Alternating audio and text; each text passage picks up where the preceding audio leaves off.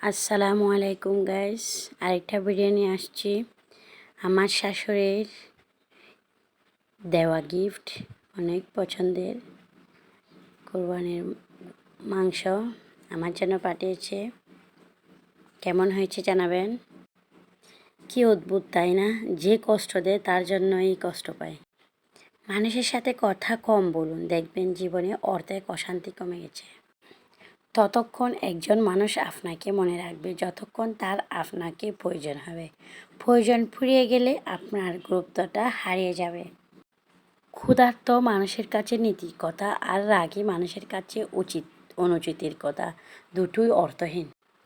যে বুঝতে পারে না তাকে বোঝানো যায়, কিন্তু যে সব বুঝেও না বোঝার ভান করে তাকে আপনি বোঝাতে পারবেন না।